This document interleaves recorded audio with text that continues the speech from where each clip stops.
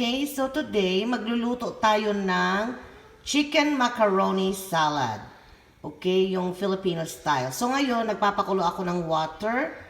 Nilagyan ko to ng iodized salt and olive oil. So, isa sa ingredients ng ating chicken macaroni is carrots. Sa carrots, kailangan ay ibabad ito ng hot water para luto na siya kapag inihalo natin siya sa chicken macaroni na gagawin natin. Normally, ang cut nito is cubes, okay? But then, ayoko magbalat or maghati-hati pa. So, ang binili ko is yung shredded carrots na. So, yan, babad muna natin siya ng 5 minutes, then i-strainer natin yung water. So, ayan, kumulo na yung water. Nilagay ko na rin po yung ating elbow pasta. So, halu-haluin lang po natin to every 2 minutes to make sure na hindi po siya nagdidikit-dikit. And then, yung ginagamit ko pong pasta is okay na siya kapag kumulo na po siya ng 10 minutes. Al dente na yon. Kasi ayaw rin naman natin siya ng sobrang lambot or medyo matigas. So, kailangan al dente po yung ating pasta. 10 minutes ang oras na pagpapakulo ko dun sa pasta na ginagamit ko. So, yan. Napakuluan na natin lahat ang kailangan natin para magluto tayo or mag-prepare ng chicken macaroni salad. Okay? So, ang una natin kailangan ay ang ating napakuluan na elbow. Okay?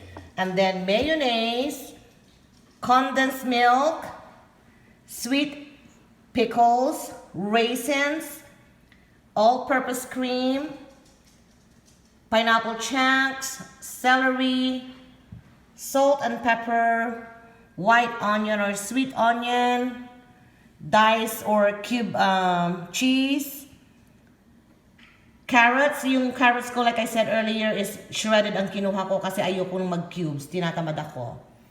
And then, shredded chicken breast. Okay, so haluin na po natin.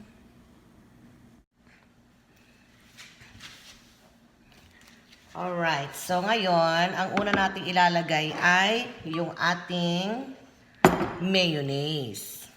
Okay? Dalawa yung mayonnaise na nandirito kasi yung isa paubos na. Eh, ayoko namang mag-open pa ng bago. Diba? Siyempre, ubusin muna natin kung ano yung unang nakabukas. At alam kong kulang ito, kaya nagpabukas ako ng bagong mayonnaise. Yan. So, yan ang una nating ilalagay. Is yung mayonnaise. Yan.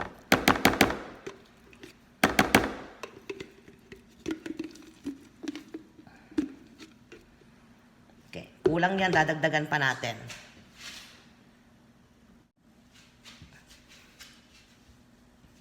So, yan. Nalagyan ko na siya ng yung serving spoon ang ginamit ko eh. So, 4 na overflowing ng serving spoon na mayonnaise. Okay? So, sa mayonnaise, kailangan ay dahan-dahan lang yung lagay natin. Kasi ayaw din naman nating masyadong maraming mayonnaise. Yung katamtaman lang. Okay? So, yan ang una natin inilagay. Dinisusunod natin dito yung ating salt and pepper. Okay? Combine na po ito ng salt and pepper. Yan. Para habang ating hinahalo is saturate na siya sa ating elbow pasta na ginamit. Okay? So, yan. Susunod natin ilalagay is yung ating sweet onion. Pagkalagay ng sweet onion, hahalo din natin kaagad yan. Kasi ito yung mga ingredients na very important sa paggawa ko ng Chicken Macaroni Salad. Kasi ito yung magbibigay ng lasa sa ating elbow pasta na gagamitin. Ngayon, yung all-purpose cream is ilalagay ko siya sa bowl na maliit. Because we have to whisk yung ating gagamitin na all-purpose cream. Okay, sayang yan. So, as you can see, sinilagay ko siya doon and then hinalo ko lang siya. Kasi sayang yung nasa loob pa na all-purpose cream. Pero yung talagang yung unang binuhos ko kanina is kailangan natin tong i-whisk. Okay? So, samahan nyo akong mag-whisk bago natin ihalo.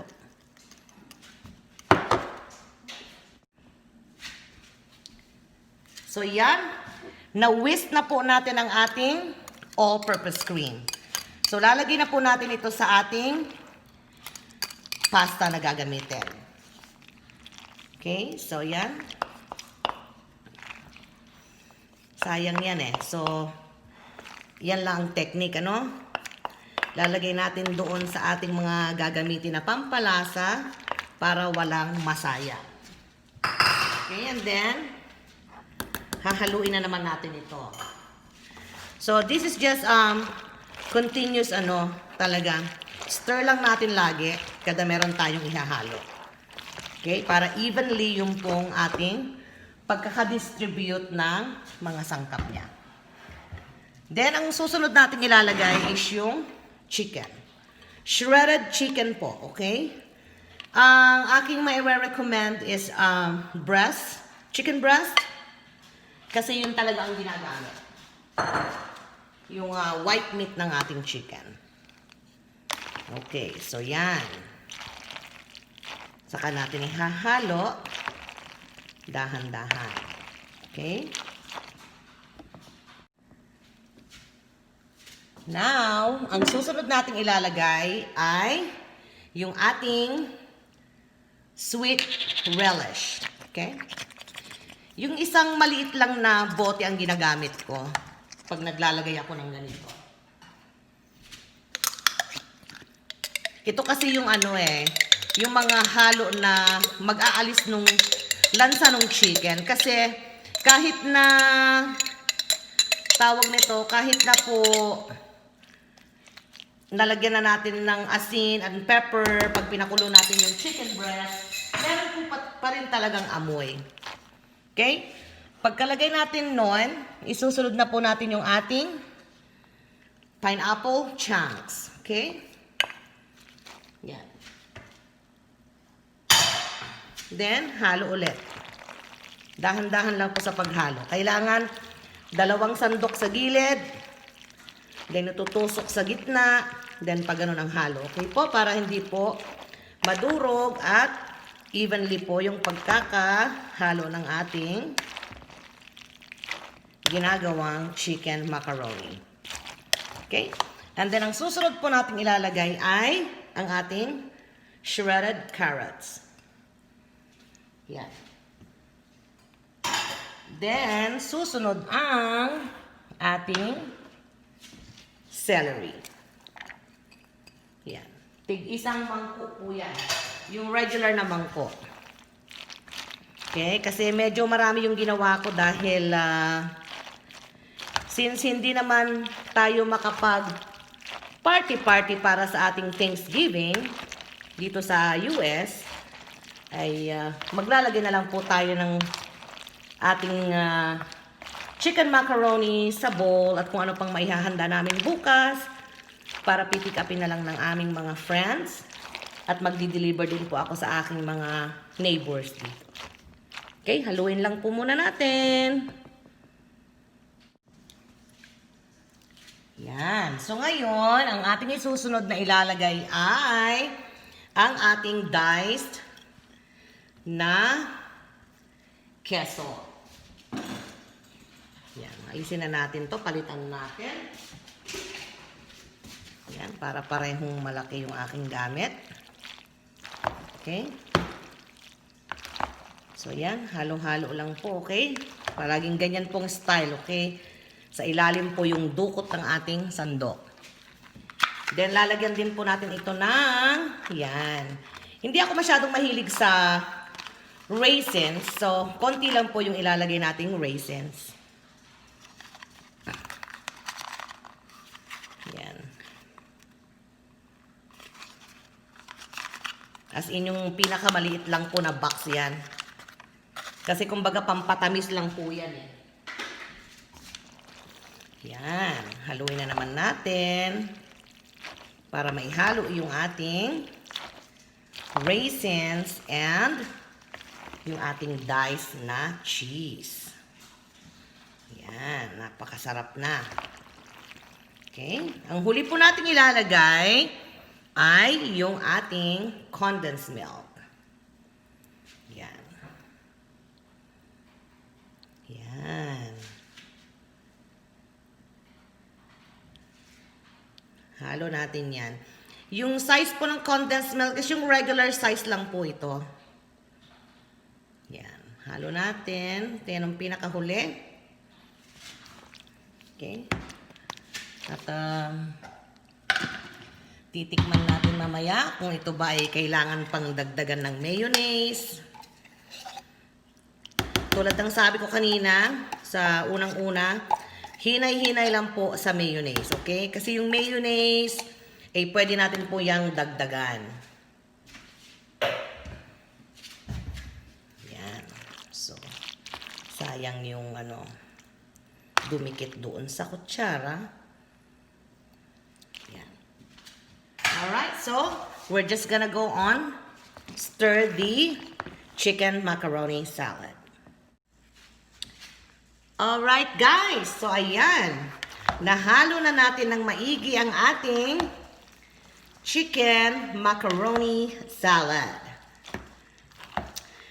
Ayan, so ang gagawin na lang po natin dito ay tatakpan natin at ilalagay po natin ito sa fridge because this is best served when it's chilled.